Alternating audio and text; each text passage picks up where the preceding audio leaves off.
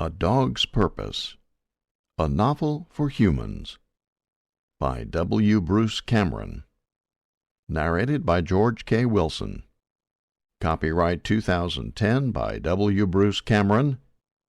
This unabridged audiobook is published by arrangement with St. Martin's Press and was produced in the year 2010 by Tantor Media, Incorporated, which holds the copyright thereto. Chapter 1.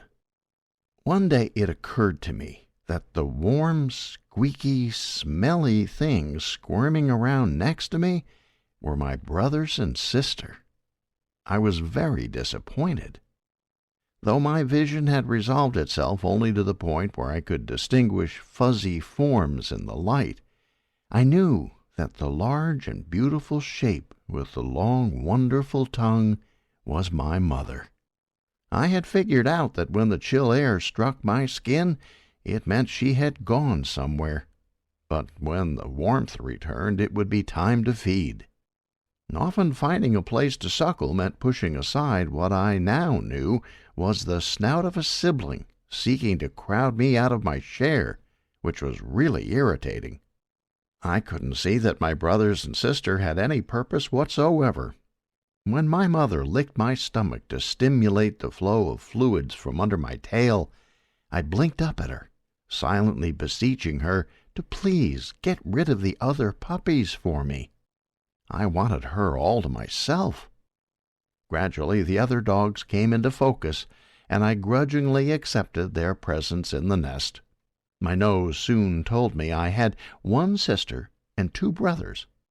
Sister was only slightly less interested in wrestling with me than my brothers, one of whom I thought of as fast, because he somehow always moved more quickly than I could. The other one I mentally called Hungry, because he whimpered whenever mother was gone and would suckle her with an odd desperation, as if it were never enough.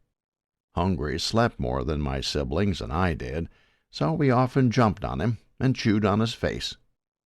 Our den was scooped out underneath the black roots of a tree and was cool and dark during the heat of the day.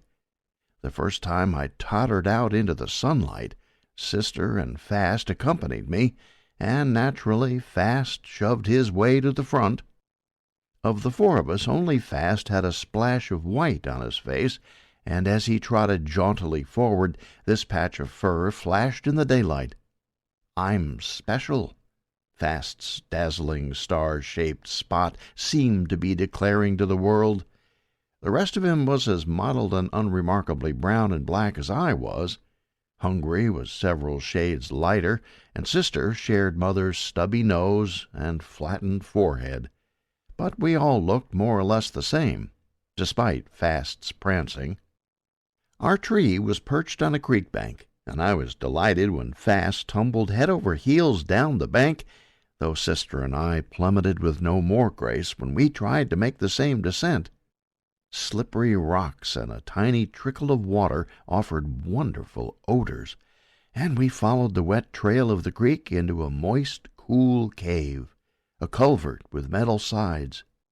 I knew instinctively that this was a good place to hide from danger, but Mother was unimpressed with our find and hauled us unceremoniously back to the den when it turned out our legs weren't powerful enough to enable us to scale back up the bank.